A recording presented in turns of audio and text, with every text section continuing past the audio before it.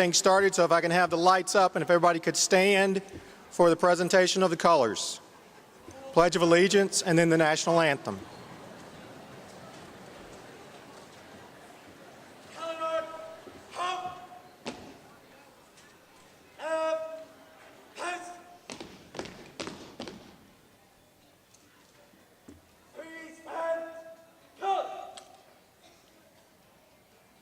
Please join me in the Pledge of Allegiance. I pledge allegiance to the flag of the United States of America and to the republic for which it stands, one nation, under God, indivisible, with liberty and justice for all.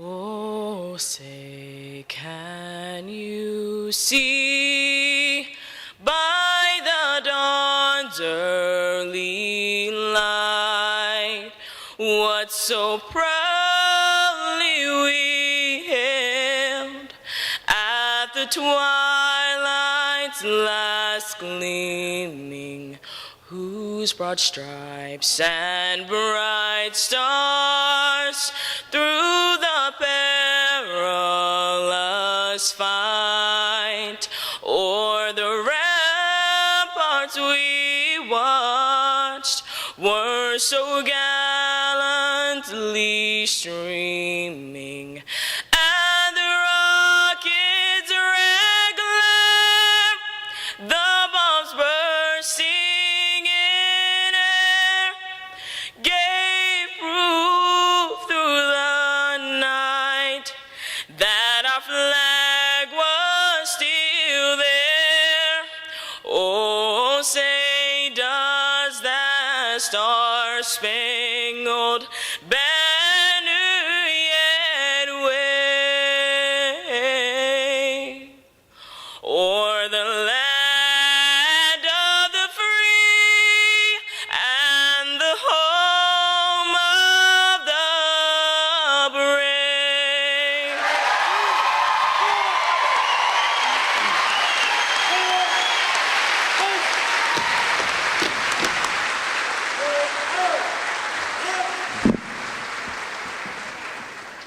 Welcome everyone to the start of the new school year. Before we get going on a few things I've got to introduce, there are a few people I'd like to recognize that are with us today. From City Council, we've got the mayor. If we could get a little bit of house lights, that'd be great. That way I can tell if they're falling asleep on me. We've got the mayor from City Council, Ms. Joan Foster, who will be speaking to us a little bit later.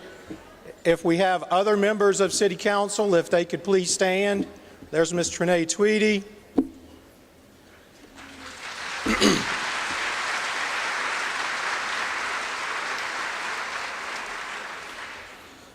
Next, I'd like to recognize our school board members. Dr. Nillis is here. He will be talking shortly.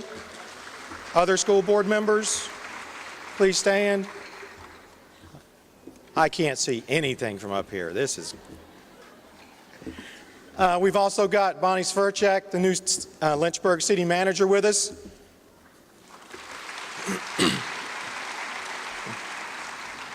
I think that covers our special guests and attendees this morning. It's a pleasure for me. I guess I need to introduce myself since we've hired so many new people this summer. I'm Ben Copeland, Assistant Superintendent of Operations and Administration. Been with the school division for 4 years, and just got a few introductory comments. You know, it's been a short 2 months since school was out. Yeah. I know you lost those 2 weeks. We definitely lost those 2 weeks. But ever since school was out back on June the 9th, it has been a very fast-paced summer. Custodians have cleaned your buildings and got your floors ready to go.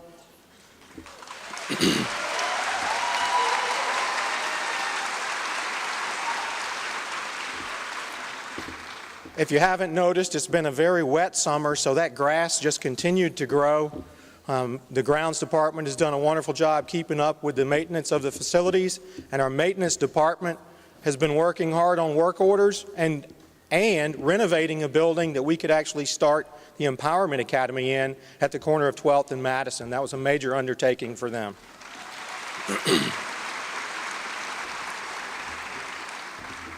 The IT department has taken every Chromebook and refurbished it. They've issued some new laptops. They've helped get the Empowerment Academy up and running, and they've also helped with the new Heritage High School.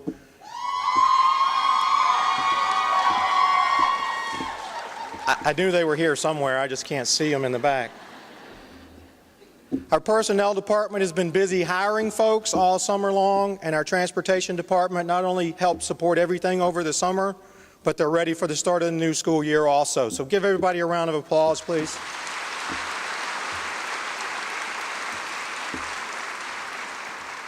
And if you have time and you see somebody that works in one of those departments today, I ask you to please say thank you for their hard work. While you were at the beach or the mountains or just enjoying your time off, we were here working, trying to get everything ready for the start of another outstanding school year. Part of that is the projects that we do over the summer.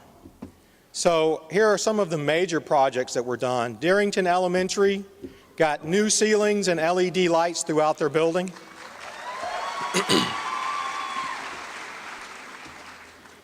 Heritage Elementary got an upgraded electrical service, which is pretty important. Lots of paving, lots of parking lots, and lots of fencing. As you drive down 12th Street, you should see new fencing going up at R.S. Payne Elementary, at Dunbar Middle School, and Heritage Elementary School will get upgraded fencing. We delivered new student desks for a collaborative learning environment at all the secondary schools. And that's really no small feat, as that's close to 3,800 desks and chairs that were delivered over the summer and installed.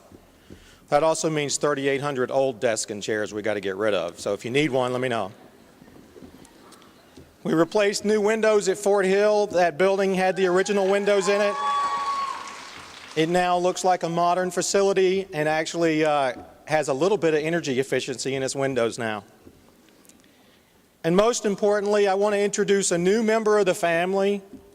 We're all a family. We all work for Lynchburg City Schools. You all have your individual school pride.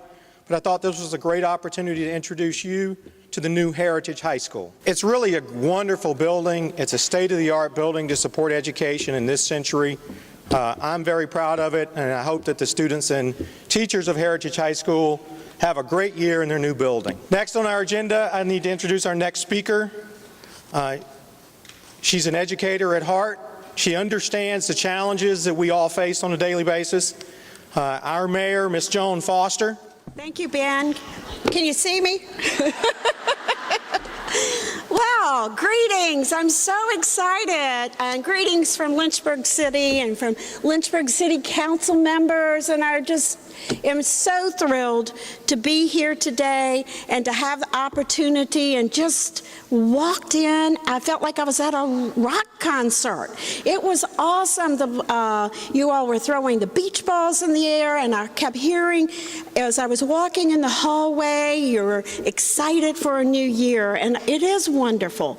And as Ben said, you know, as a former teacher, I know how you're feeling. It's kind of a brand new year, brand new students, but also I know how important it is because I'm a grandmother of 3 young ladies who attend Paul Monroe Elementary School. So I know how important public education is for our community.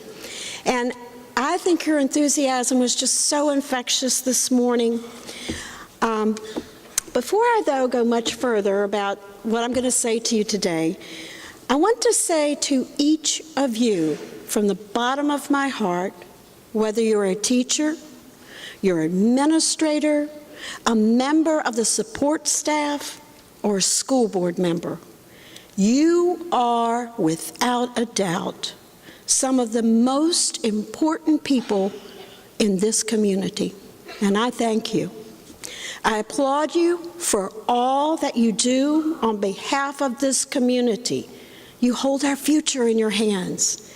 I think the role you play in making Lynchburg a great place, you play this important role in making Lynchburg an important place to live, work, play, and learn. I'm going to add that to that line.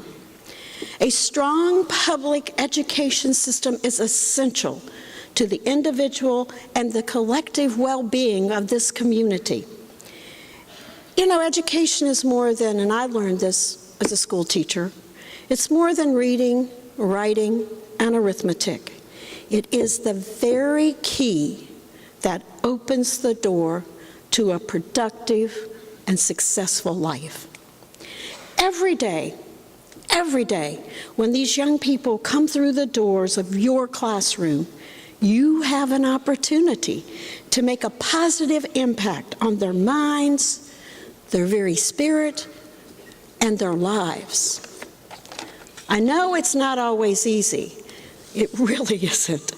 But unlike private schools, we don't get to pick and choose the students that we serve. We serve all that come through our doors. Your students may not look like you, they might not speak like you, they might not even come from the home like you were raised in. However, each and every one of them deserve the very best. In a report from the National School Board Association, the question of the purpose of public education was asked to many, and many were asked, okay, define that. What does that mean to you? And as you can well imagine, there were many answers, and there's one that I particularly love. I'm going to share it with you. Success goes beyond preparing students for college and the workforce, and that, don't get me wrong, is extremely important. There is a much larger purpose in educating our next generation. They're one, to make a living and to have that American dream, that life we all kind of strive for. But the most important thing is that we hope they make a difference, a very positive difference in our community. The sustainability of this community depends on that. Your mission statement of every child by name and by need to graduation is admirable. And it's indeed a lofty goal to have. But you know what? It's going to take all of us as a concerned community to ensure that that is a reality. We must hold each other accountable to ensure that it becomes a reality. We must work together to find solutions and be willing to do our very best to make sure that every child from every zip code in this community has the same opportunities. It won't be easy. True success is never easy, but I know that together we can do this. I know that together we must do this. And I know that together we will do this. Now, if I can help you in your classroom by reading to a child, by speaking to your classroom of children, or coming and just speaking to an individual child, give me a ring. Call City Hall, ask for Valerie Chambers. She'll schedule that visit. Please do that. I look forward to coming to your classrooms this year. Have a wonderful year, and thank you for this enthusiastic start to the year. Have a good day. Thank you. Thank you, Mayor Foster. Appreciate that. My name's Michael Nellis. I'm chairman of the Lynchburg City School Board. It's my pleasure to be here with you this morning, and good morning to all and welcome. I know everyone probably is looking forward to the end of summer, at least to the beginning of the school year. And I'm very confident the staff at Heritage High School is looking forward to getting that new building, getting it going. From our perspective on the board, we have the best teachers, the best staff, and the best programs in the region. This is not something that's captured in a division rating score. It's in the focus, integrity, and hard work you put on display every day in the classroom. We know a lot is being asked of you, and we on the board are sincerely grateful and thank you for your efforts. We do have real challenges, and it will take continuing effort at all levels to address. The board, administration, support staff, and especially you teachers. I can say without reservation that the board is committed to meeting the needs of each student, and with teachers front and center in the classroom, it's incumbent on us to do the best we can to provide you with the needed resources and support. I believe you will see in Dr. Brabrand's following presentation that Lynchburg City Schools is heading in the right direction. We are seeing improvement. And to play off of Dr. Brabrand vernacular, while our grows need focus, we need our glows to keep growing also. Appreciate your time this morning. Keep your expectations for your students high and for yourselves. Thank you. Teach well. I want to thank Ben Copeland for doing a wonderful welcome and his team for creating all of the work this summer. Let's give Ben a great round of applause.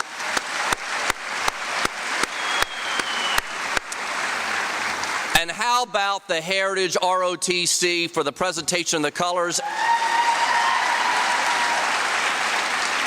And Nia Dyke, recent EC Glass graduate, with the anthem.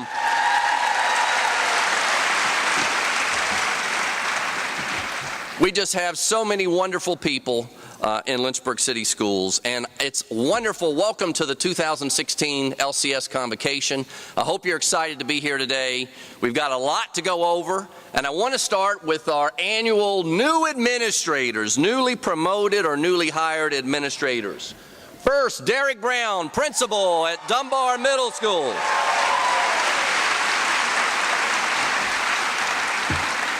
Heather Bowling, gifted and math specialist. Casey Crabb, the new director of the New Empowerment Academy. Dr. Chris Glover, assistant principal, Dunbar Middle School. Beth Morris, our director of school nutrition.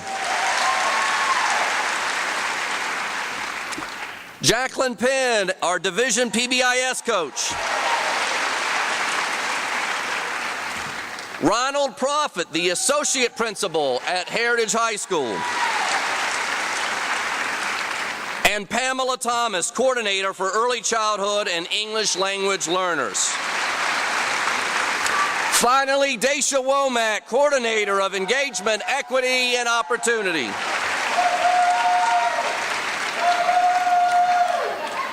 Thanks, Derek. I hear you. That's Derek Womack, the better half or other half. Our convocation title this year is Define Reality and Offer Hope. Now, some of you who were here last year are going, Dr. Brabrand, that's the same name of the presentation you gave last year. But I got so much feedback about the presentation last year, you're getting the sequel this year. It's part 2. And our subtitle really is about getting better at getting better. So let's get started by letting the cat out of the bag and define reality. Those of you who are new, last year I asked 2 art teachers to draw a cat, Linda Harding and John Rourke. I'd asked them both to stand and be recognized for their efforts last year. Are they here?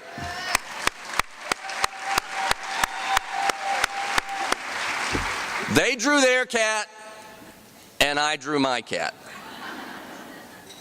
So the title this year is Getting Better at Getting Better. How can I take this cat, the reality of that cat, and offer hope? Well, you know what? I turned to a teacher.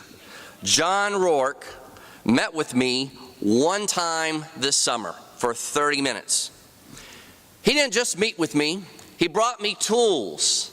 He brought me little pencils, 2 different kinds of pencils. I didn't even know that there were 2 different kinds of pencils that you could use. He brought me a book from his students with inspirational phrases, including one student who wrote to me, Dr. Brabrand, a mistake can be a beautiful thing. I don't know if she'd seen my first cat or not. He brought me insight. John told me, and it's amazing, and that's what you all do as teachers. He talked to me about he's studying caves from thousands of years ago in Europe. They're comparing caves that are just a few hundred miles apart, but a couple of 100 years in difference. And they're finding that it looks like it's the same artist, but in different caves. But the art has changed. It's gotten better. So at the beginning of humanity, the beginning of civilization, there aren't just humans there, there's also an art teacher there helping get better at getting better in the artwork. How about that?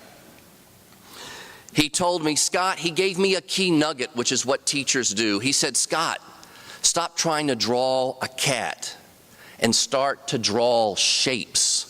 Draw circles, draw triangles, draw shapes, and then the cat will appear. Well, I have a final cat to show you, but not until the end of the presentation. I know you're dying and waiting, but that's the hope that I'm going to give you this year with the power of one individual to change another.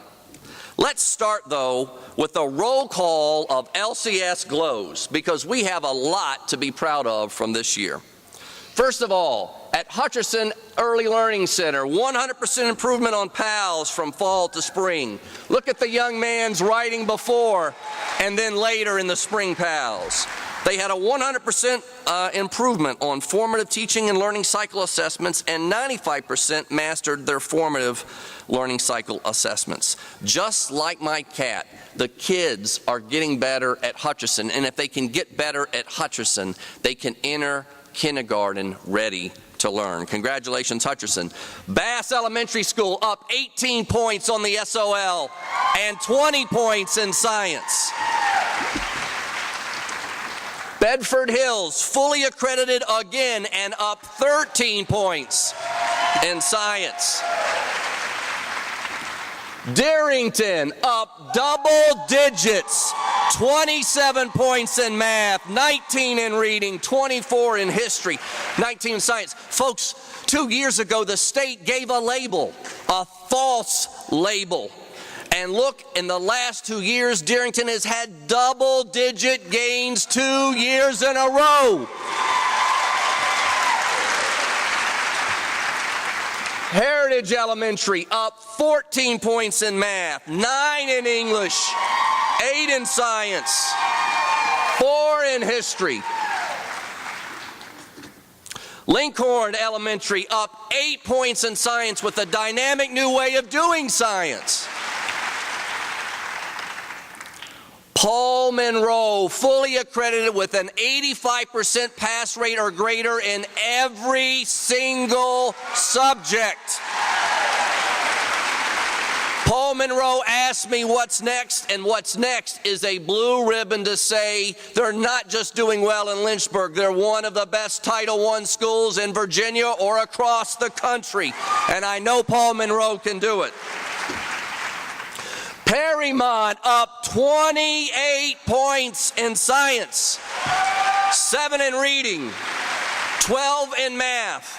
Another school that 2 years ago got a false label and for 2 straight years has seen double-digit gains in multiple areas.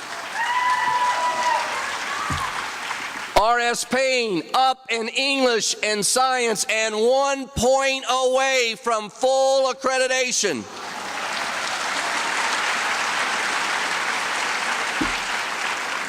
Sandusky Elementary up 15 points in science, 18 points in history. Yes, Sandusky, we do it better when we do it together.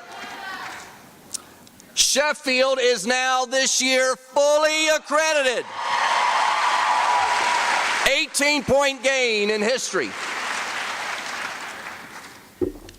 T.C. Miller continues to go up in English and math, up 4 points in English and 5 in math. Dunbar Middle School saw increased scores in science and is fully accredited in 3 out of 4 areas and is just almost there in English. Lincoln Middle returns to full accreditation in science again and is noted by the state, and it's not on here, of having some of the biggest gains for the kids most underserved, most behind academically. Congratulations, Lincoln Middle. Sandusky Middle up 3 points in science, still fully accredited in 3 out of 4 areas, and just a skosh more in English to be fully accredited. EC Glass, 16-point gain in English, 11 points in math, and 2 points away from full accreditation. And Heritage High School, 15-point gain in English, 5 in math, fully accredited Heritage High School.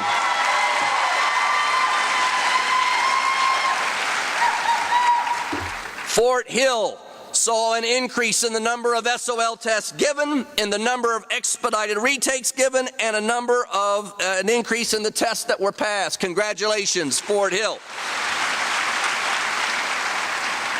I also want to take a moment to talk about our regional schools where we share many of our students go and participate.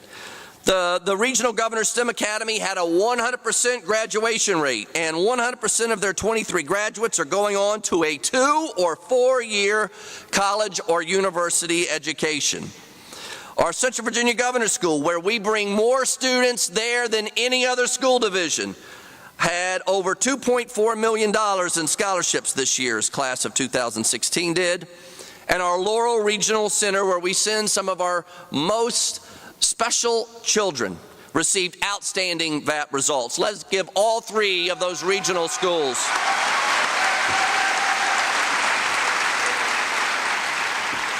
But our schools are not the only ones doing great work. Before I mention that, though, let me tell you what our goal is for this year. We are on a trajectory, let me see if I can try to say that right, a trajectory. I took speech for 3 years, folks, in kindergarten, 1st, and 2nd grade. I'm still working on it. I'm still working at getting better in pronunciation. We're on a growth trajectory that this year all of our schools will be fully accredited. All of them. I know we can do it. It's not only our schools that have glows, it's also our support staff. And Ben already made comments about it, but I want to add a few more. Our maintenance folks, 71% of all work orders are being completed in less than a week. This level's above the national average, and we have a 10% increase in productivity in maintenance over the previous year. In technology, we've integrated our darts into the school's PLCs to enhance data evaluation. And we know part of the success academically is dealing with the data, drilling down with the data, and we're using data with help from the darts to get better at getting better. We're at year 2 of our online registration process using Infinite Campus, and I want to thank all of our technology staff and all of you for working to make our registration process more. So you start with one word, then it goes to another. For making our process more relationship-based, more connecting with families. I thank you for that. And they are continuing to have continued professional development on the Google platform, our Chromebooks, to support teachers' needs for collaboration and for access to files at any place and any time. Our finance operations, we had the 4th straight year of a clean financial audit. And under Mr. Beckles and his team's leadership, our financial ship is as strong as it's ever been. We're increasing training too for our administrators and school-based personnel because we got to continue to get better at getting better with finance. It's usually an area that all of us, myself included, don't always from an education background come in as strong as we need to. But financial strength is a key asset and an important asset to continue to have in Lynchburg City Schools. Our school nutrition, we've continued to work on efficiency and speed of lunch service so that students can have time to enjoy their meals. We have this year new breakfast and lunch menus revised to meet all meal requirements, and the implementation of the new menus begins at the start of this school year. And I want to thank School Nutrition. Their leadership over the last year, we put breakfast in the classroom in many elementary schools. We broke the taboo of food in the classroom. We've let kids connect in the classroom with their teachers to start the day. And in 10 out of our 12 elementary sites, we've started the CEP, the Community Eligibility Provision, where any kid, regardless of income, gets to have a free breakfast or lunch. And the stigma about who's getting the school lunch melts away. We begin to break down those barriers that begin even with food. Congratulations to Beth Morse and her team for her leadership.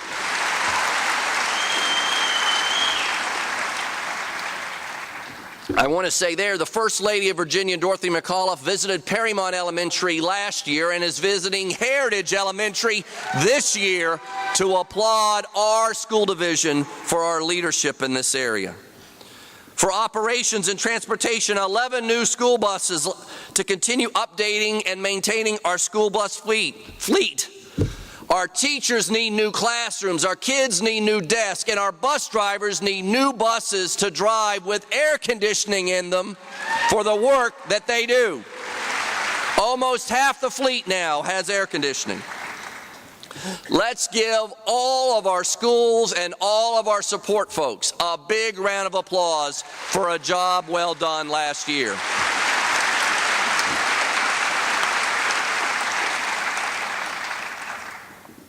Now let's get back to defining reality. You know, sometimes people ask me, Dr. Brabrand, it always seems like you want to keep making changes. Remember the first year I was told, slow down. Remember I did the video of the car driver? It was, who was the car driver? Oh my gosh. Thank you, Jeff Gordon, disguised. Slow down. But it's important to define reality, and I've never shown this graph, and I think I've decided this year to show it. This is Lynchburg City Schools' relative ranking in reading and math since 2004 to the rest of the 132 school divisions. Folks, for 10 years, we might have still been passing, we might have still been fully accredited, but our relative ranking was declining. You can see now at the end of the last 2 years, the numbers have started to go up for both reading and math. And you're going to see in a minute, progress this year is going to have that continue to go up. We are getting better at getting better. But over 10 years, we did decline. And we can't do just the same old and expect to get different results. So it's important to understand and keep that in context. But let me start to show you now, offering hope with real realities. We don't have the state results yet. These are the federal results. In math, we saw a 10-point gain last year, 2 years ago, and a gain again, 4 points in our overall math scores. Across every subgroup, we saw gains. Let's give a congratulations to our math teachers and all teachers of math. Our target was 71%. We're still a little short. As you know, state accreditation numbers are at 70%, so we still have a little ways to go, but we are on the path of positive growth. For reading, we saw gains 2 years ago, and we saw gains again this year. Our overall rate is 69%. Our target is 74%. We're almost there. We still have room to grow, and the truth is that reading remains our biggest challenge as a school division. How are we going to continue to have positive growth in achievement? First, we have to continue to believe in our vision, our mission, and our values. A tradition of excellence for all is our vision. A mission is every child by name and by need.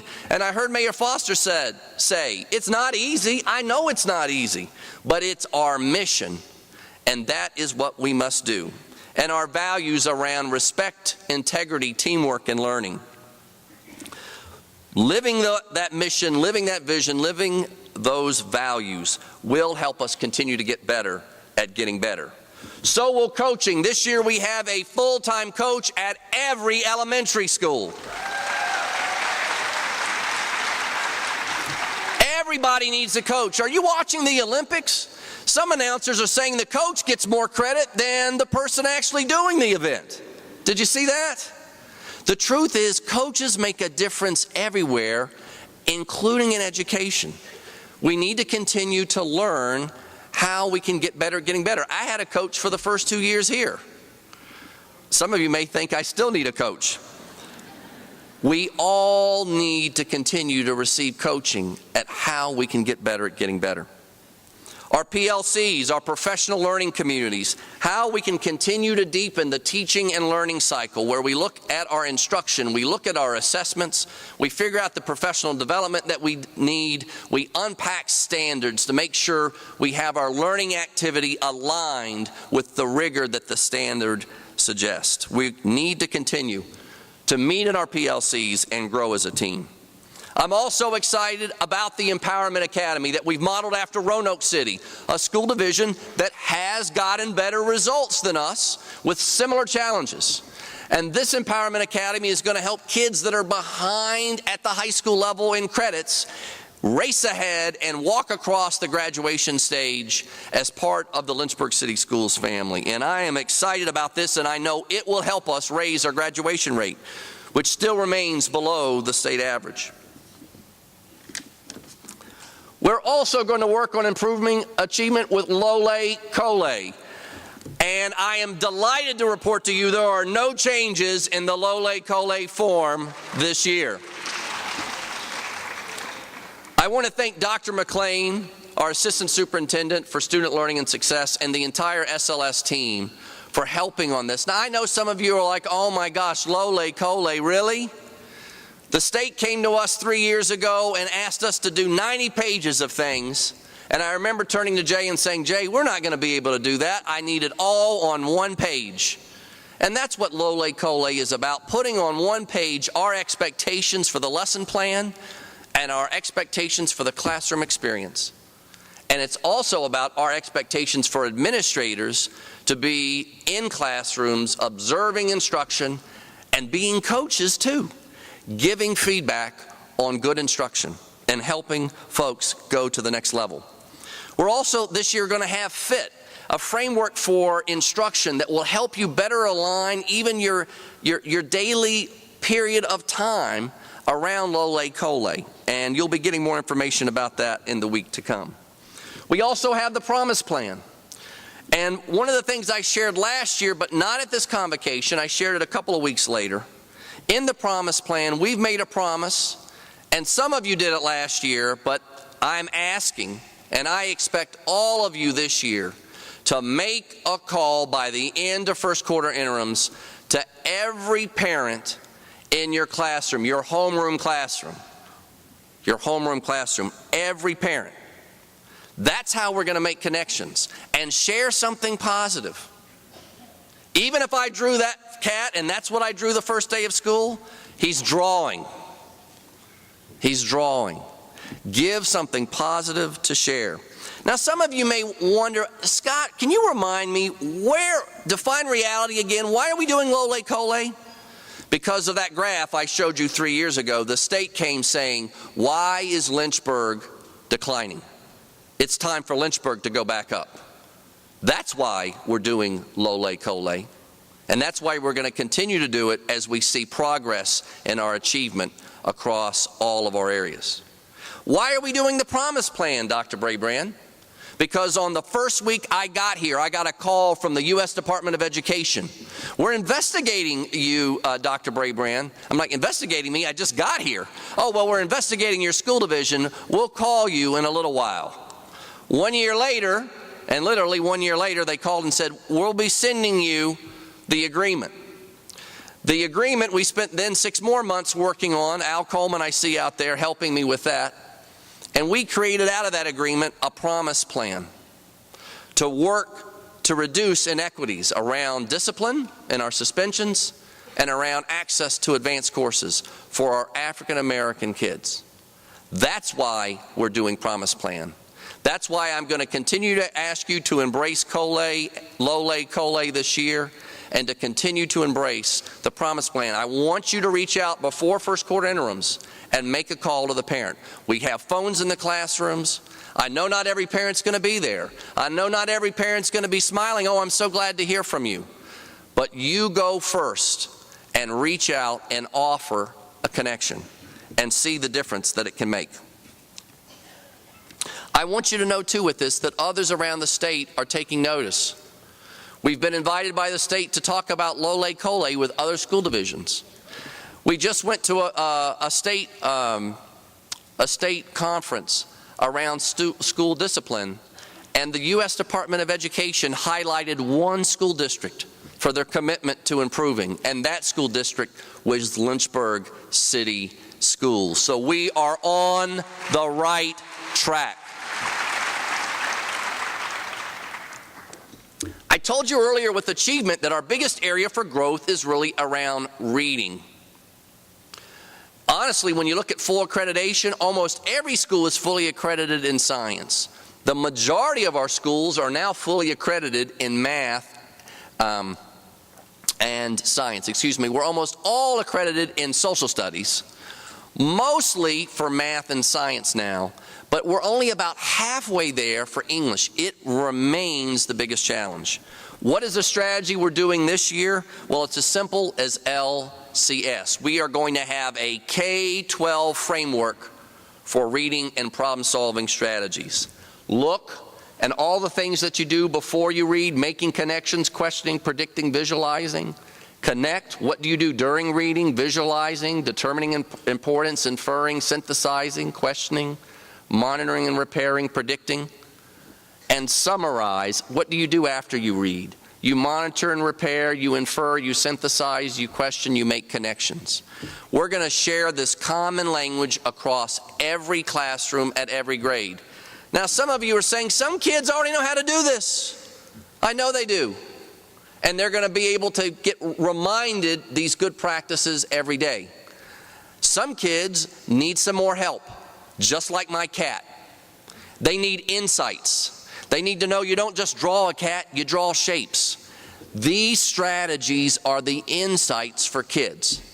And if you see the same strategies for 13 straight years, you're going to become a better reader and a better problem solver. So I look forward to having this professional development with you later this week and throughout the year. I want to move away now from achievement and talk about defining reality with behavior.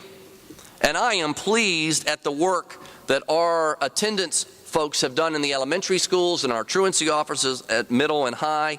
We are dramatically reducing truancy. The percent of students missing fewer than 7 unexcused days has dramatically decreased, and we've increased the number of kids that are actually in school without unexcused absences. You can see from 2 years ago where we are at 91% of our kids are now not truant.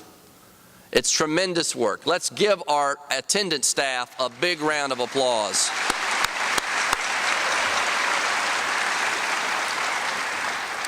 We still have 9% of our kids, though, that are unexcused more than 7 days. If you're not in school, you're not going to learn. So we still have our challenges there. I also want to show you defining reality with our behavior for no behavioral referrals. Our target was 79%. We did improve this past year and across the board with less behavioral referrals. Folks, it's still true, though, that 21% of our students are getting a behavioral referral, at least one during the year. That's 1 out of 5 kids. That's still a lot of kids. And you know it better than I do. That behavior sometimes interferes, sometimes dramatically, with your ability to provide instruction. I know that. I wish this wasn't the reality.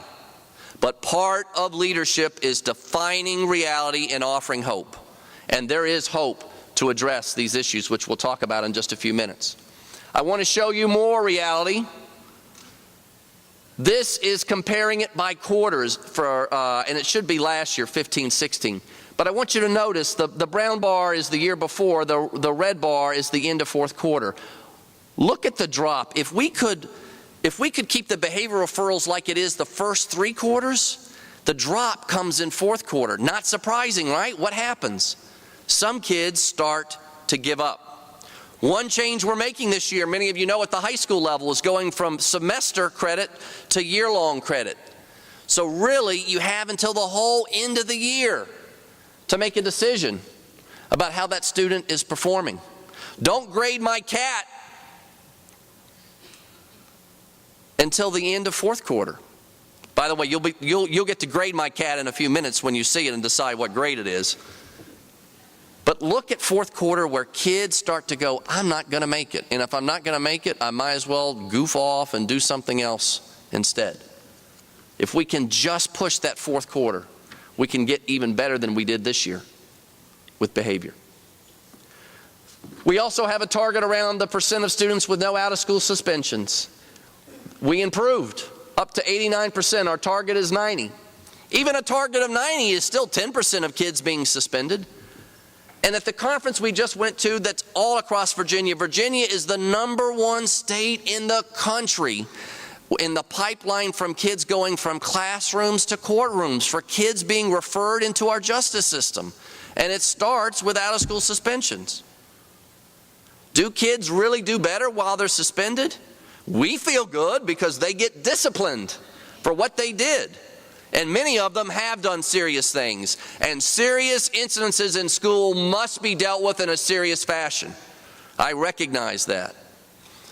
Many kids, we need to figure out how we redirect them and get them on the right path. Suspensions need to be our last resort. It still needs to be used, and it will be used, but it needs to be our last resort, not our first resort as we work on this issue.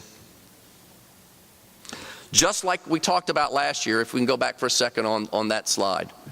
Last year I talked about if a kid doesn't know how to read, we teach them. If they don't know how to do math, we teach them. Part of the job is to define reality. Some of our kids don't know how to behave. They don't have the strategies for appropriate behavior. I wish we did not have to teach them, but we do. And we must if we want to see the behavior we expect. Suspending a kid is not going to suddenly give them a revelation of good behavior while they're suspended. I wish it did. But we've been doing that for a long time, and it hasn't changed what they've done. So we've got to work together, and we will work together to make sure that we can improve and continue to improve in this area. How can we offer hope? First, we've revised our discipline policies. We worked with the school board last spring. We have an updated dress code that's based on building a relationship with kids about what's okay and what's not okay. And you will see a video that we've done describing it to students. One revision to the student dress code this year is that teachers will model the student dress code.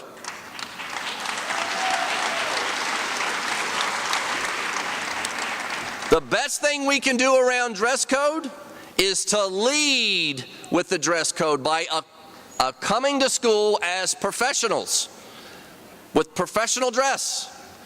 And you all are laughing. There's a little nervous laughter. But part of the culture in this school system has been kids feeling like they've been punished, they've been talked down to for some of the same kind of clothing that they've seen faculty members wearing without a single comment. That's defining reality, folks. Offering hope is we're not going to pull out a ruler anymore. We're not going to pull out an index card anymore. We're going to have a conversation. We're going to have a conversation with young people. And I told the principals, and they all looked at me. I know. I was a high school principal. I had lots of conversations with kids. I had a class president with a picture with a big bird on it with a provocative phrase. He was the class president. He was wearing it, strutting about school. Hey, Dr. Braybrand. Hey, how are you? Hey, you know, that's a funny bird. That's a funny line. But it's not appropriate in school. And you're the class president. I don't want to see you wear that again. I didn't grab his shirt. I didn't make him take it off. But I said, I don't want to see you wear that shirt again. And he never did. I saw one of my other students wearing Scarface, you know, Oh my God, now why am I having a senior moment? I can't remember his name. Al Pacino, I can't believe I missed it. And it was a Latino student. Al Pacino, hombre muy fuerte, un cadillo, un hombre poderoso. Hey, hombre. Pero en mi casa no va a usar esta camisa otra vez. All I did is I told him, you're not going to wear in my house that shirt again. Don't do it. And he didn't. Now some of you are going, oh, Scott, I don't know, it's not that easy. And it isn't. But you bring me your hardest ones and I'll talk to those kids myself.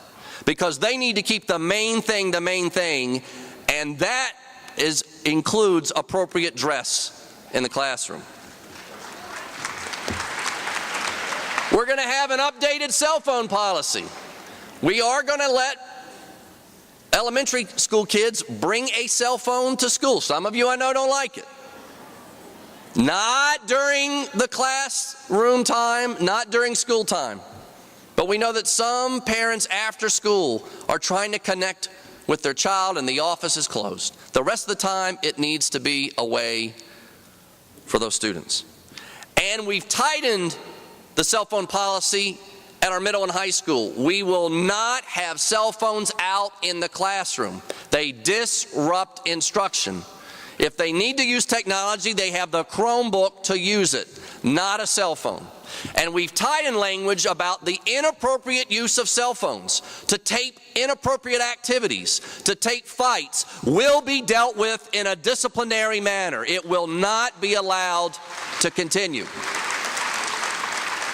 Don't worry, I do my video to kids at the beginning of the year, and I'm going to be telling them that. I'm going to be showing them my cat, too. We also made a change. Long-term suspensions are going to go to the school board, not to my designee.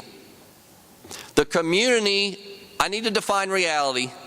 The community, some of our community, doesn't always believe that we've had the best interest of students at heart as we've made discipline decisions. I believe we've been trying our very best, but I think we can and we are doing new approaches to deal with kids. Our most serious and significant cases, we are going to bring to the school board and let them see and review the decisions we've made.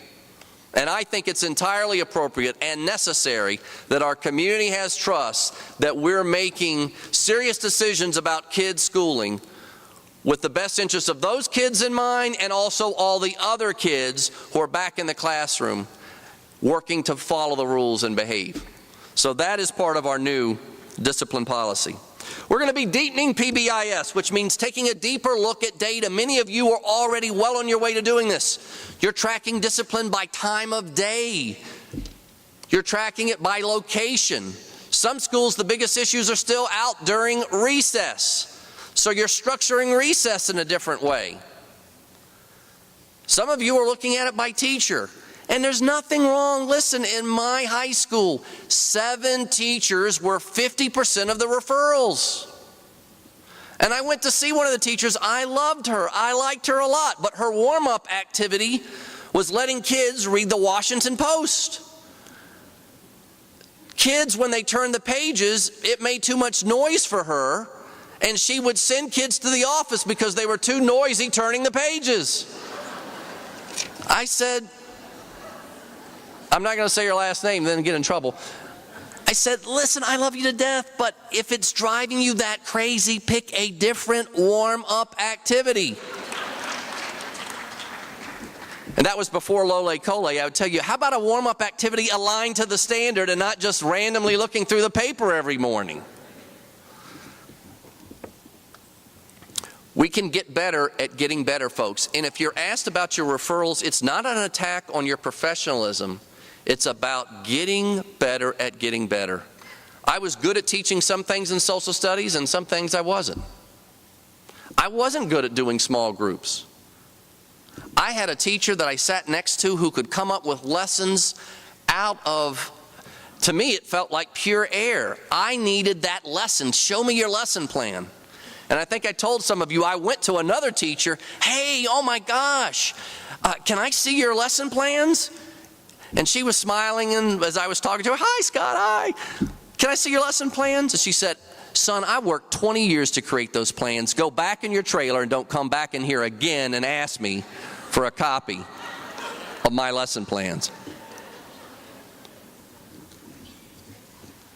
PLC had not fully developed yet in that high school culture. I was trying to really reach out and do PLC before PLC ever existed. Some folks were willing to share and some were not. We've got to continue to want to get better at getting better. Nobody is perfect at every single piece of the teaching and learning experience. It's part art, it's part science. The other part in behavior is we're adding additional mental health and behavioral support. Yes, some schools have behavioral coaches this year. Some have additional social workers. We know that sometimes the student in crisis, behind that is really a family in crisis. And we had resources 10 and 15 and 20 years ago in Lynchburg City Schools to help those families. And when I got here, we had one social worker for a school division with over 60% poverty. Not acceptable. We're increasing the amount of wraparound services to help these families and help these kids. And it's going to make a difference. One last thing before we leave that slide. Back on PBIS and behavior in the classroom, I just went to this conference. 3 things out of all of the things I know you hear about behavior. 3 things the latest research says you can do in your classroom to improve behavior. 3 things. Acknowledge good behavior. Acknowledge good behavior. Look how well Rose is listening to me right now. She's sitting up front. I know some of you are still in the back, but I'm not going to acknowledge bad behavior. I'm going to acknowledge good behavior. Rose, you are doing a wonderful job. The second thing it says, define problem behaviors clearly. I clearly asked you folks in the back to sit down earlier. I'm not going to interrupt instruction right now, but see me after class. And then the third thing was managing transitions effectively and efficiently. Don't let kids, right? We want to do more small group. But we need to make sure those transitions to small group are clear. And I think that's been one of the things, honestly, for some teachers. Oh my gosh, if I go to small group, I'm giving up control. Actually, all we need to do is give a clear roadmap for what we want kids to do when they get in those small groups. Let's go on now from behavior. Those are the hopeful strategies for behavior. And let's define reality and culture. Culture, perhaps, is still in one way, even more than achievement, our biggest challenge as a school division. You know, every fall you're asked to do over the last few years these surveys, and the surveys changed. I know one year it was way too many questions. I'd like to say it wasn't our fault. Somebody else asked us to do it. Higher than my pay grade. And not here in Lynchburg. But we're getting to a point now where we're going to offer the same questions each year and measure what the response rate is from you all and from students and from parents. So here it is for elementary and middle school students. My teachers expect me to be successful. 93% of our students in elementary and middle say that. That's pretty good, right? On our own little grading scale, that's an A. There's still a little room for improvement, but that's an A. I can ask teachers about my assignments. That's a B. There's still maybe almost 1 in 5 kids not sure they can ask. I feel safe in my school. My teachers care about me. If we were doing our own grading scale, that's a C. And the connection between my teachers care about me and I feel safe in school. They're both about the same. Isn't that interesting? We've got to make sure our kids know we care about them. And the more that they know someone's there for them, I think the stronger they are going to feel safe in the school. And then our lowest actually at elementary and middle was around, on this slide, is around checking my work to see if I understand. Don't just keep asking me to draw a cat and not give me any feedback. Or say something general like, that's a nice cat, Scott, just keep on drawing and don't cause me any problems the rest of this period.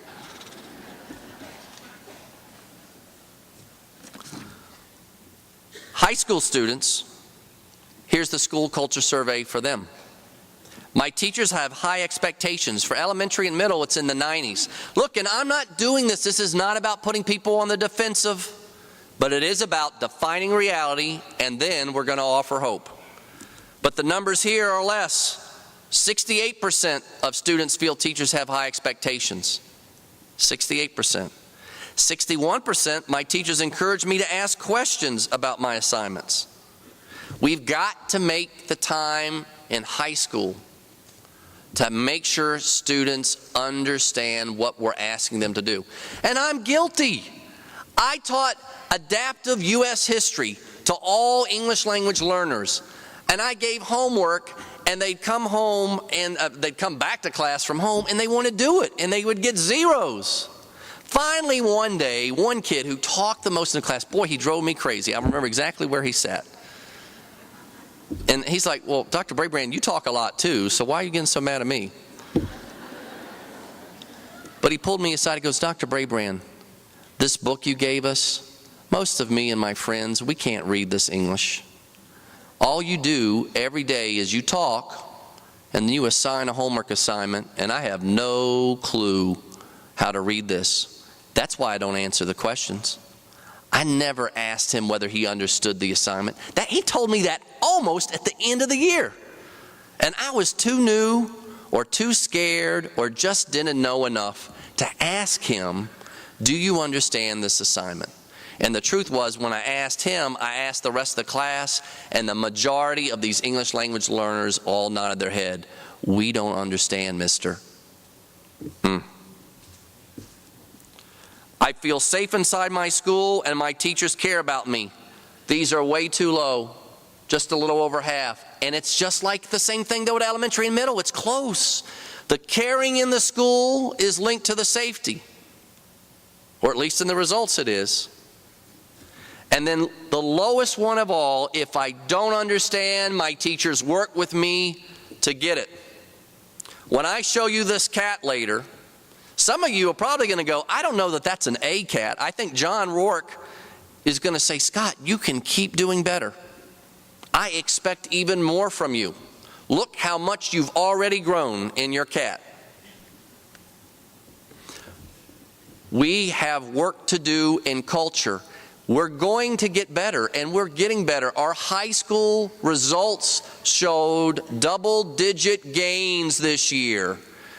But if we continue to accelerate the culture at elementary, at middle, and high, I know student achievement and student behavior will improve. Finally, let's look at culture for our parents. 80% of our parents felt that teachers respect me as a parent in my child's school. That's pretty good. That's a B. Really would love to make that an A. Teachers communicate with me about my child's progress. That is almost 1 point less is failing. I said to you earlier, and I mean this, and you know what, let me just say about getting better at getting better. I know one of the things I've learned about myself and leadership here in Lynchburg, it's a small town, everybody knows everybody, everybody feels they know me. And I like to be liked. I do. I'm a people person. But you know what? The longer I've been here, I like to be liked, but I want to be respected. And I expect things from this school division and from all of you in it. And I expect that we can and we will do a better job of engaging our parents and communicating with them. So 10 or 15 minutes ago, when I said all of you, I ask you to call, I expect you to call those parents by first quarter, I mean it. And I am going to follow up and make sure that every one of you makes that reach out to parents this year. We can do it. It's the right thing to do. It is. I had a school leader say, Scott, you know what? I think you're getting better at getting better. When you first got here, everybody liked you. Now, not as much. And honestly, at first I wasn't sure how to take it, but the more I thought about it, I'm like, you know what? That's right. It's a balance between the personal and the professional. It's a balance between relationship and task. You have to be in relationship with people. You do. I believe that's the foundation. But you also then have to hold people accountable for doing the job and for doing it well. And the only way we're going to continue to get the tremendous support from this city that you heard Mayor Foster talk about is being professionals every single day in all that we do, particularly as it works with our kids and with our parents. The last one, 73% school staff is willing to listen to parents. That's pretty good, but again, I think we can still do better. And finally, our faculty. An atmosphere of safety and respect exists at our school. That's still just a C. We can do better. We need to do better among ourselves with this. So how can we do it? Let me offer hope around our culture. Earlier last year, we spent time after our listening tours that we had throughout our community around issues around equity and inclusiveness. And I want to share with you the principles that we've shared with the board and I'm sharing with you today that I'm asking you to embrace. First, public education, a critical purpose of public education is to educate each student about the multifaceted people and cultures that comprise our community, nation, and world. Our own national motto is from many one. There are many different types of people in our schools. Our job is to educate each and every one of them. Our second principle, by better understanding and embracing the diversity in our smaller and larger communities, we become stronger individually and collectively. We have to embrace our diversity. We are and will always be a diverse city and a diverse school system. And I'm proud of that, and it should be seen as an asset.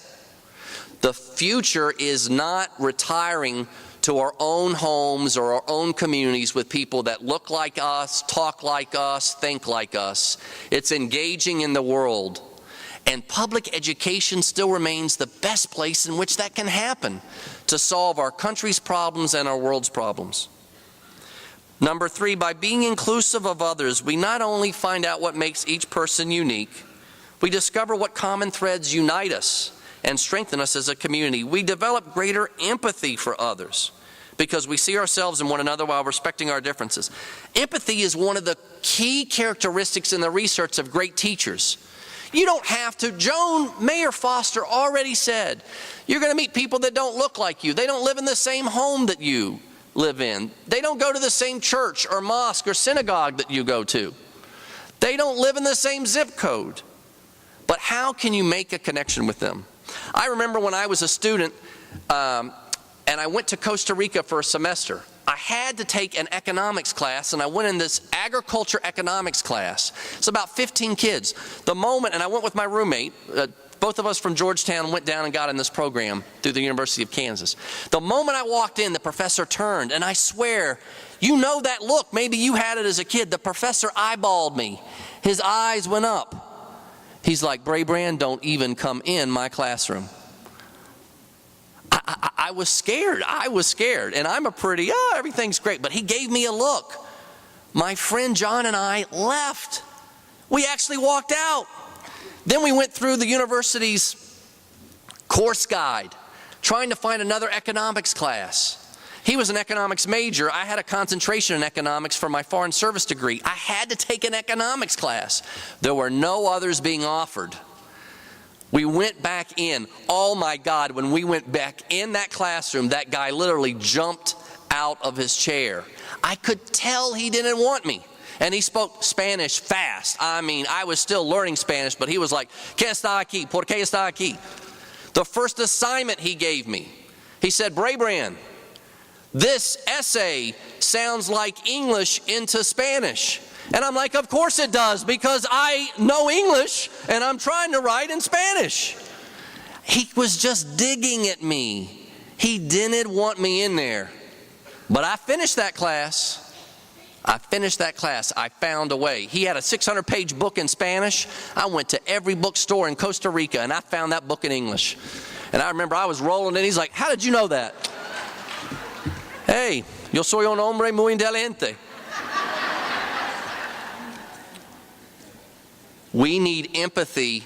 He had no empathy for me. He wanted gringo out of his classroom.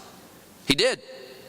And I had other professors in Costa Rica who wanted the American voice in the classroom. They would turn to me. One guy who was doing history, he would write on the board and then he would stop and talk, and then I would sometimes look like, huh? And then he would look over and write up a word so that I got the key phrase. That's empathy. That's making a difference. Fourth is bias is inevitable in everything we do as educators. Our race, our religious beliefs, wealth, gender, language, different abilities, other factors create a lens through which we see the world. Each factor creates not only a unique perspective, but one that can be imbued with privilege, often invisible to the one who has it, but starkly obvious to the one who does not. The privilege I felt then in Costa Rica was the privilege that I didn't understand a language the way everybody else in that class did. Now, you know what? I just went to a conference. This thing on bias, I know it can put us on the defensive. I just went to this conference that really was trying to help lower the defenses. And it was interesting. This guy has done research out of Oregon on all of the bias that's in play in the world. They've done a study in California. They line up 10 people's pictures. They're all real estate agents.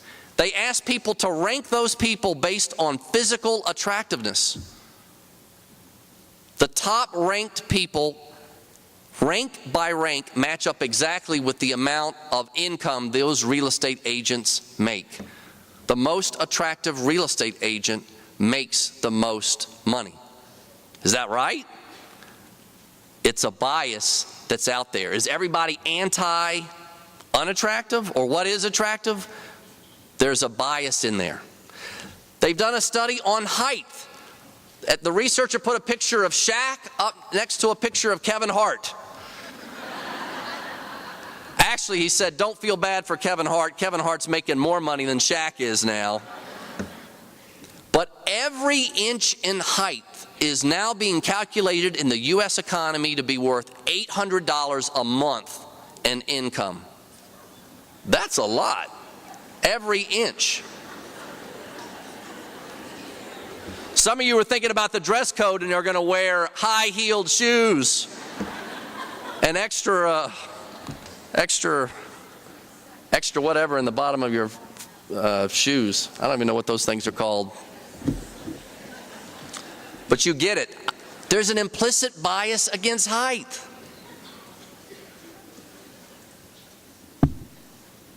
There can be implicit biases. The research gentleman last week said, Scott, bias isn't intentional. Most of the time, the majority of the time, implicit bias is unintentional. They actually did a little thing where we had to read the words that are colors, red, green, yellow. Then they did the words, but red was actually colored green. And then you tried to say the same words and say what the colors were of the word. But you read red and the color's green, and it took everybody like twice as long. Why? Because we associate the color with the word. It helps us get through the words faster. It doesn't mean we're against color, but it does mean there's a bias. That's part of what this is about. This is not about putting people on the defensive. It's about building awareness that we all have implicit biases. All of us, whether we're in the majority for something or the minority for something, we all carry them. I have a bias now, frankly, against Costa Rican economic professors. If I took another class. Number 5, we can become more inclusive of others and create stronger individuals and communities when we're able to be open-minded, temporarily removing our own lenses and looking at the world from the perspective of others. It helps us understand multiple important histories and values so we operate from an inclusive, informed perspective without blind spots. I'm a white man. I can't be anything other than a white man, but I can learn to appreciate other perspectives from folks that don't look like me and that aren't male. I grew up a United Methodist. I grew up in the Christian faith. And there's nothing wrong with that. You can be proud of that. But we have students who are of different faith, Jewish or Muslim or no organized faith at all, and they have a perspective too, and they want to be included too.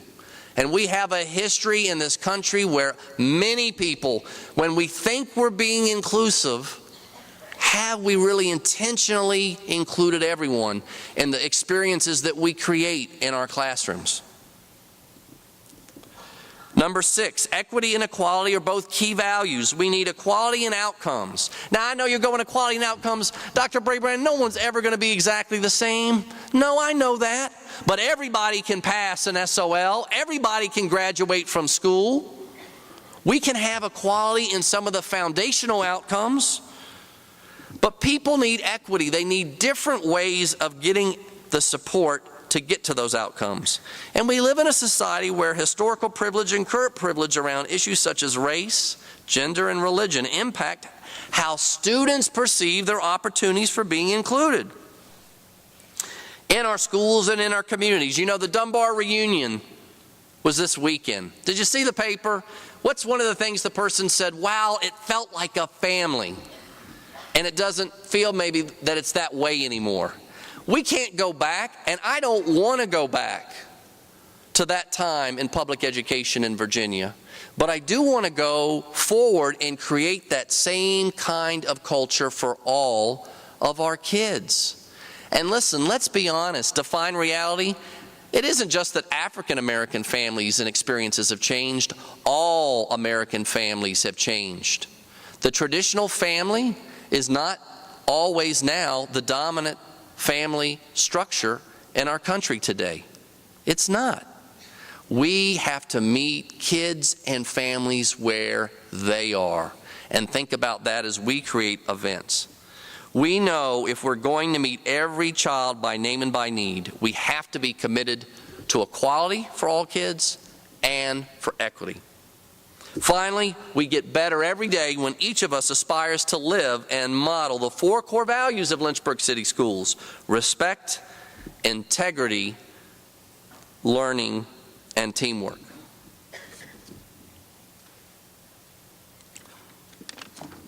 Let's talk a little bit more about how we can offer hope. This is back to one of the things in communication you saw in the culture survey is an area of growth.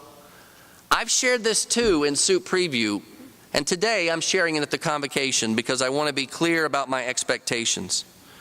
I expect all of us, myself included, and I have tried to model it as best as possible, a 24-hour response time when someone has reached out to us, whether it's a parent, a student, another colleague. There are still too many stories that I get that emails or phone calls go unanswered for days, for weeks, and for months. Now, we're in the social media world. Some people do start to lose hope. 3 hours, some people start to lose hope after 3 minutes. I'll get 100 emails a day, and by the end of the day, I've got emails from the ones that were in the morning. Dr. Braybrand, you haven't answered yet. Dr. Braybrand, I'm going to get to you. And I almost always, I've made some mistakes, and all you got to do if you don't meet this goal, because I know it's hard, is you say, I'm sorry. I tried. But part of our future as a school system must be continuing to have, because parents have choices. We want every parent to choose Lynchburg City Schools. I know they have other choices. And one of the ways that they decide is a culture of professionalism, a culture of communication that people are going to get back to them when they reach out. We can and we must do better at doing this. It's my expectation that we will. Let's go on to look at Offer Hope about our key traits of our Support Employees of the Year. I'd ask our Support Employees of the Year to please stand right now and be recognized. We recognized you in June. Stand up, our Support Employees of the Year this past year. Stand up and be recognized.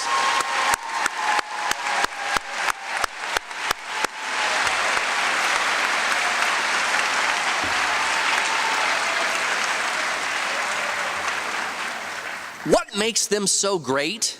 What makes them so special? Here's what you all said and we pulled it together. The foundation of professionalism. They motivate other people. They support a creation of a positive culture. They go above and beyond. They find a way to smile no matter what. It's hard to smile sometimes if a parent's yelling at you. Trust me, my day is, Wendy schedules the parents. I'm like, what are they coming in for? She goes, I don't know, but they're not happy. I always try to start with a smile. Sometimes they'll look at me like, why are you smiling? Because I'm not happy. Well, I'm hoping you're going to be happy after you finish talking with me. These support employees, they're willing to work in all kinds of weather. And I want another group. I want everybody who has to come in as essential personnel when we have snow days. I want those folks to stand right now. Let's see the people who are in our schools stand if you are here on snow days.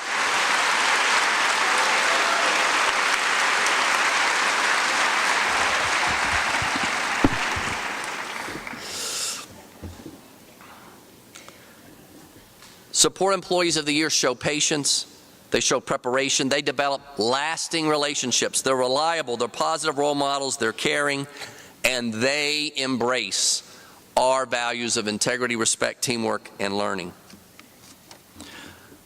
Now, I want to offer hope by hearing from our teachers. I want all of our teachers of the year from last year to please stand. All of our teachers of the year, stand up. Our teachers of the year, stand up and be recognized.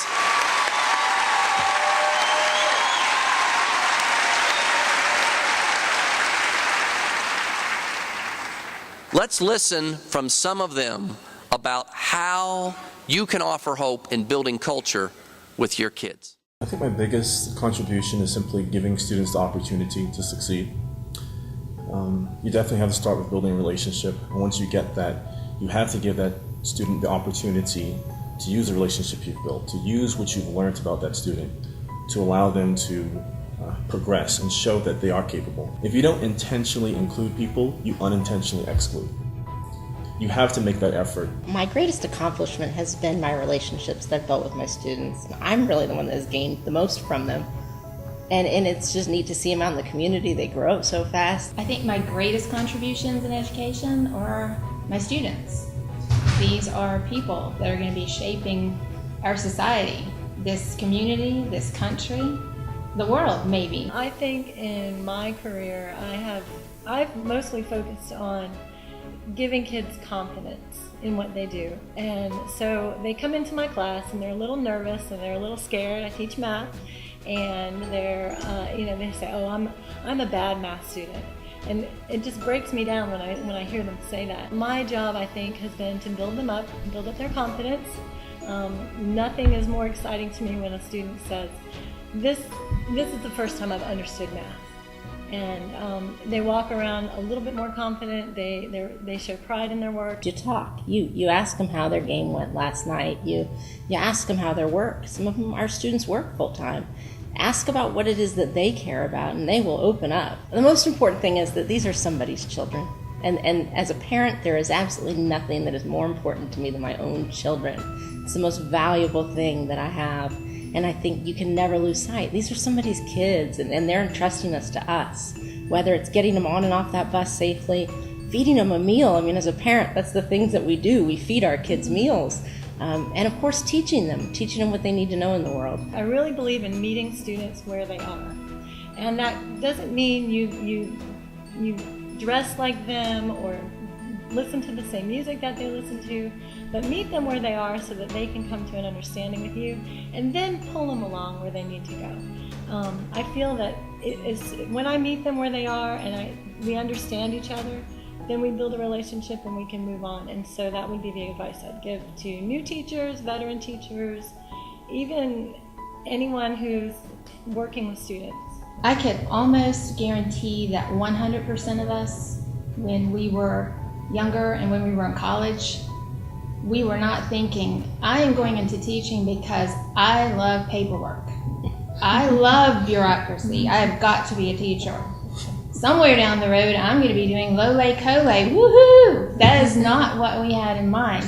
What we had in mind is that we love children, we love students, and we wanted to make a difference.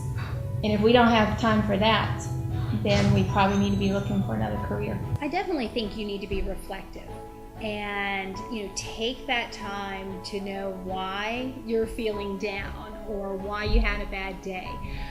Also reaching out to your colleagues.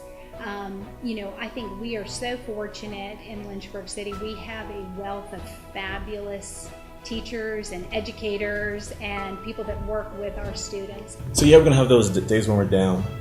Yeah, we're going to have those days when we don't think we can make it. But if we decrease the barriers between our students, if we build those relationships, if we tear down what's going on outside the classroom, that doesn't mean you have to make a home visit. Maybe you're good at making home visits. Maybe you just want to bring the parents in and hear and have your community hear a student talk or dance on the stage, but do whatever you can to break down those barriers. And the probability of that student succeeding and the probability of getting your class where you need to go increases. It's really just about breaking down barriers and looking at the reality that there's hope. You can be surprised. I mean, there are times when you walk into a classroom and you don't know if the kid's going to throw a chair. You're surprised. You know what also happens? You don't know if that kid's going to sit in the chair the whole day. You can be surprised. So be prepared to be surprised and just have hope. Be real, be a person, be happy to see your students. This summer has been a summer like no other, and our students are going to come to us confused and looking for answers. And if we cannot be a positive role model as a teacher, then who can be? The biggest role as a teacher in the classroom, no matter the subject, no matter the grade level, is getting to know your students. And I'm sure that's what a lot of people will say, but it truly makes a difference. If your students know that you truly care and that you want them to succeed and that you're not going to let them fail, that you're going to do everything that you can to help them get to where they need to be, and that they know that you care for them, you're going to get more from them and it's going to be more meaningful to them. Knowing that it's our responsibility to be keeping in mind what that student's best interest is, and they are not one size fits all. Students are so different. Each one has their own story, and you have to be flexible. You have to understand that what works for one may not work for another. You have to be willing to be flexible in the classroom with assignments and activities and even the relationship building. Some students are going to struggle with a teacher who's in their face, and you have to kind of be subtle with others, and others need it. So just be flexible and remember they're somebody's kid and love them. You heard some of the strategies for hope, relationship building, intentionally including them. And I thought Mr. Burrows said it so well, and I saw you react. If you don't intentionally include students, you unintentionally exclude them. All those 7 principles I just shared with you, that's it in one sentence. If you don't intentionally include students, if we don't intentionally include our students, our parents, and our community, we unintentionally exclude them. Meeting students where they are, breaking down barriers. But I also heard about a summer like no other. And we need to insert another piece of reality here. Dr. Brown last year, Dr. Brown came and talked to all of us about real talk. And the real talk is that we have traumatized kids in this community. We have traumatized kids across this country. And many kids are going to be coming to us next week, confused, scared, some happy too, but a whole mix of a whole lot of emotions. Again, these issues are going on across America, not just here in Lynchburg. And it's not just one type of kid or one type of region. You can see that in the middle of the heartland, Nebraska, some of the same issues are at play. There's an article, too, that accompanies that, and I don't have time. I've got the article. This will all be posted on the website, so you can go to the article in the Atlantic. And in the article, there are 2 nuggets out of this story and out of this experience. One is be aware of student triggers. Students have triggers. We don't always know what they are. We'll get to know them during the school year. And don't take what a student says personally. That is hard. I had a student in my government class, and he was the kind of kid, he brought in High Times magazine. He'd read it at the beginning of class. Hey, I'm studying government, Dr. Braybrand. And then halfway through the year, and it's just a kid figuring out, they're going to try to figure out how to get you to not be professional, to not be your best self. He goes, you know what? You smile a lot, and you look stupid when you smile. Oh. Well, I'm just going to keep smiling. We're going to have high times together smiling, huh?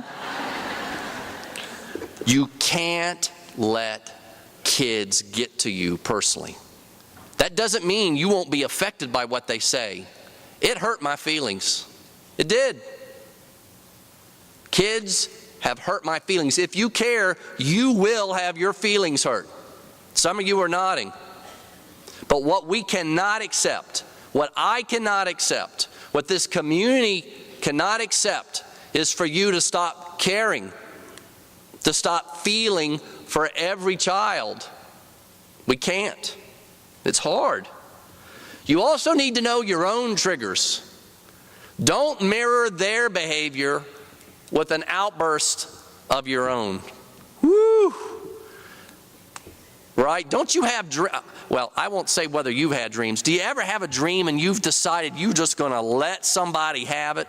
I don't know whether it's students or colleagues, but I really don't want to know right now. You've got exactly what you want to say, but it's not the right thing to say. If you can't do it the right way, don't do it at all.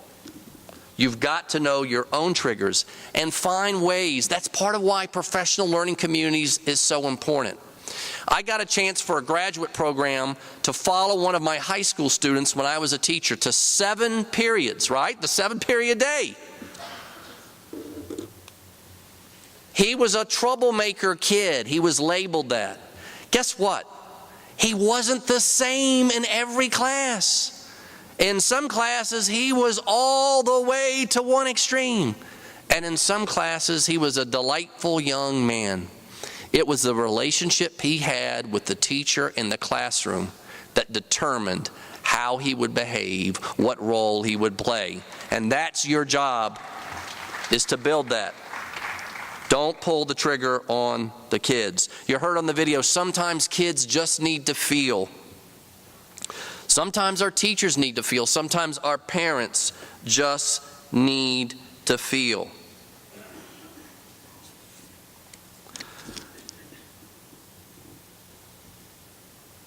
How are we going to talk to our kids about the summer of 2016? Let's be honest that some of our students are going to come and they're going to have had a relatively positive summer. They went on vacation. They had a good time with their family. They went to camp. And actually, many of our kids may have had all of those experiences. Camps that are local. Some may have went to camps out of state. Some of our kids are going to come scared. They saw law enforcement shot down this summer, and they're going to be scared. Some of our students are going to come scared too. Maybe not the exact same students, maybe some of the same students who both went on vacation and are affected by law enforcement are also going to be scared because they saw people that look like them shot this summer, with people narrating the shooting. They're going to be scared. We're going to have many students who are coming this summer confused, who watch TV, who watch a national election going on, and on all sides saying, the behaviors I see going on would send me to the principal's office. And this is the future?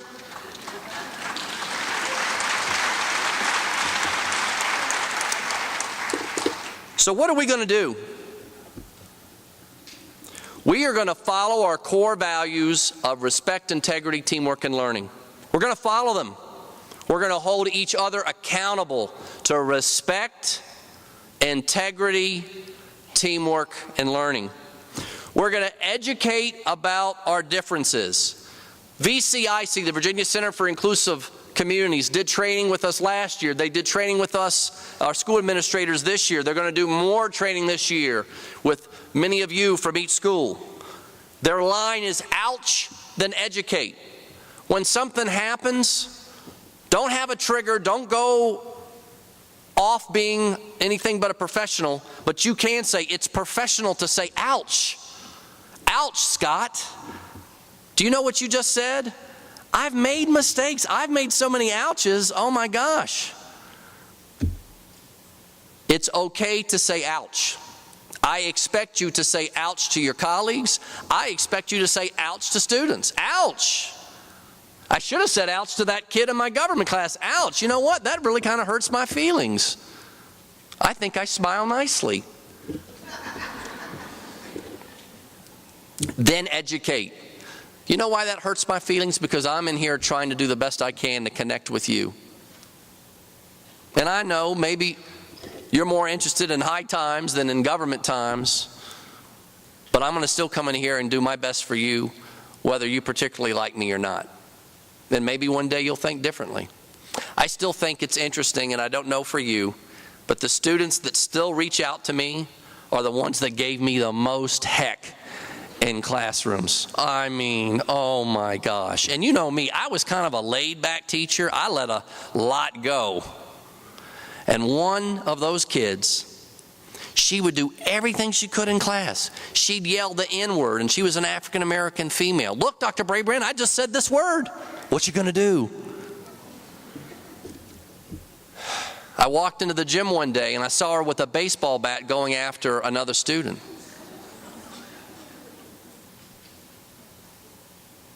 I kept her in my class. She wanted me to refer her from her class. But right before I left to come to Lynchburg, my boys had to get a physical to leave the school system they were in to come here. And they were at Kaiser Permanente in Reston, Virginia. And my wife, Debbie, and my boys, Ben and William, they went in, and the nurse came in. And the nurse looked at the records, and they said, Braybrand? Are you Mr. Braybrand's wife? Are you his kids? Tell him I made it, and tell him thank you. And I got to go one last time with my boys for paperwork at the place to pick up. And I got to see Carmen, and she said, thank you, you never gave up. Now, I know it wasn't just me. She had to put in, she had to invest. But we don't always get to see the moment that a flower blooms.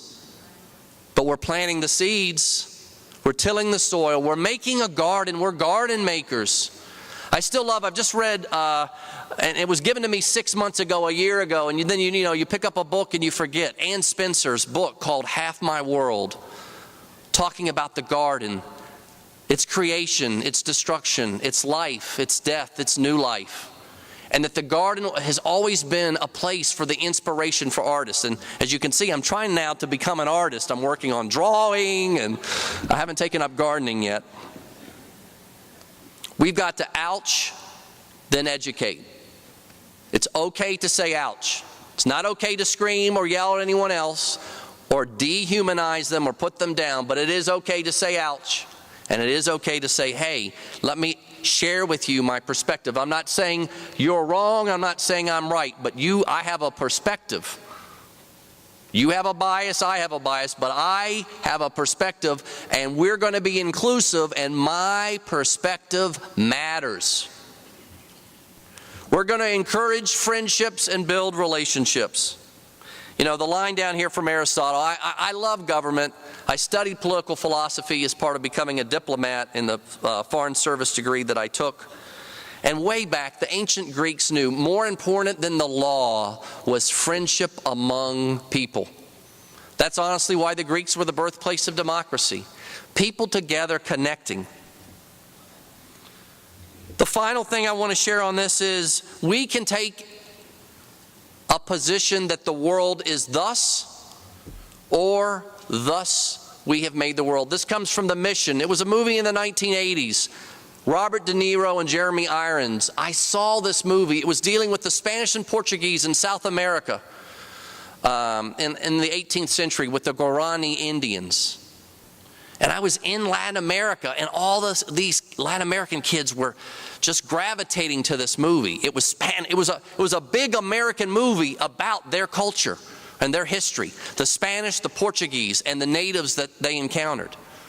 And a decision was made. I don't want to get into much history, papal line of demarcation. Part of South America became Portuguese, right? That's where Brazil is today. The other part became mostly Spanish.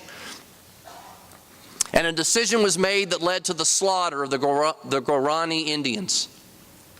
And at the end of the movie, one of the slave traders is saying to the Catholic bishop who made the call, "The world is thus. The world is thus. There's nothing we could do.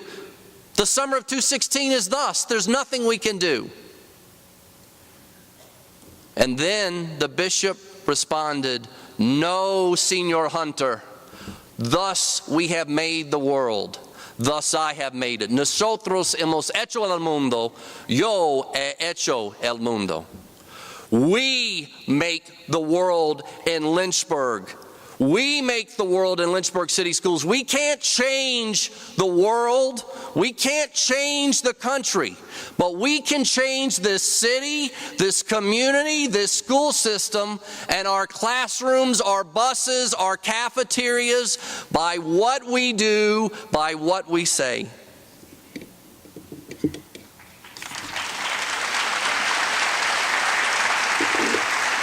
So here you go. Drum roll, please. There's my final cat.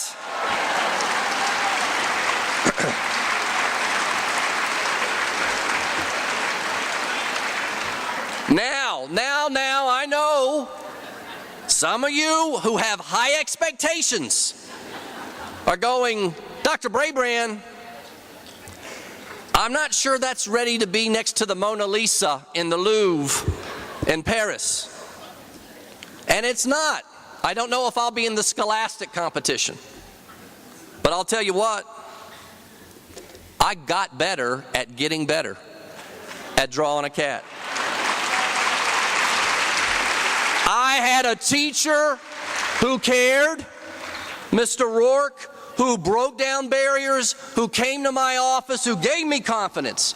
My mama wasn't an artist. She wasn't. My daddy wasn't an artist either. I didn't learn art as a child. I told you last year, art in a suitcase. Come see the pictures. And now I'm gone. But with the right teacher, with the right culture, I can be an artist now if I want. This took me 2 hours. This cat took me 30 minutes. That cat took me 2 hours. But you know what? Some of you going 2 hours and that's all you could come up with. But you know what? Now I know I can be an artist if I want to be. I can be better. I got better at getting better. I am going to lean on you this year. I leaned on John Rourke, and he leaned on me, and I got better at getting better. And if we lean on each other, we're going to get better as a school system. I'm going to lean on you this year, and I'm going to ask you to lean on me, and I'm going to ask Nia Dyke to come out.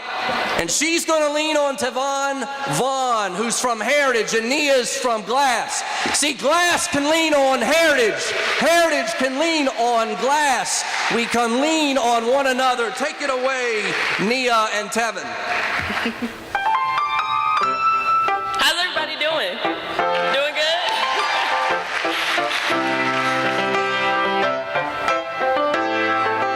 Feel free to clap, sing along, do whatever it is you like.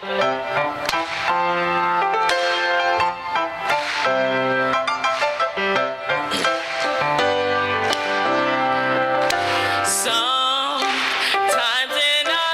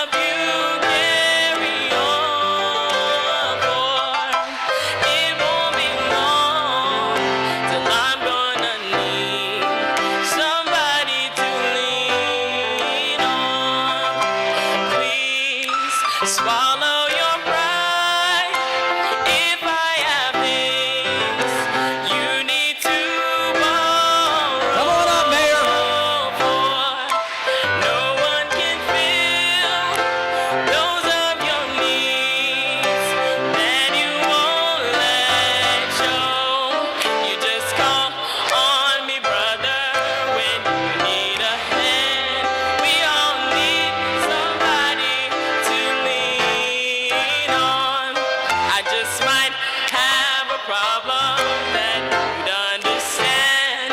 We all need somebody to lean on me. When you're not strong, I'll be your friend. I'll help you carry on, for it won't be long till I'm gonna need somebody to lean on me. When you're not strong, I'll be your friend. I'll help you carry on, for it won't be long till I'm gonna need somebody to lean on. You just call on me, brother, when you need a hand. We all need somebody to lean on. I just might have a problem that you'd understand. We all need somebody to lean on. If there is a load you have to bear that you can't carry, I'm right down the hall. I'll share your load if you just lean on me. When you're not strong, and I'll be your friend. I'll help you carry on, for it won't be long till I'm gonna need somebody to lean on me. When you're not strong, and I'll be your friend. I'll help you carry on, for it won't be long till I'm gonna need somebody to last time lean on me. When you're not strong, and I'll be your friend. I'll help you carry on, for it won't be long till I'm gonna need somebody to lean on.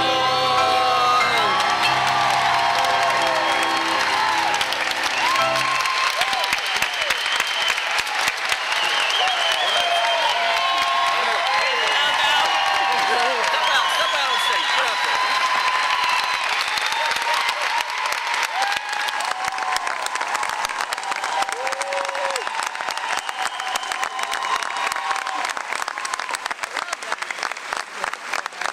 Lean on you. You're going to lean on me. We're going to have a great year.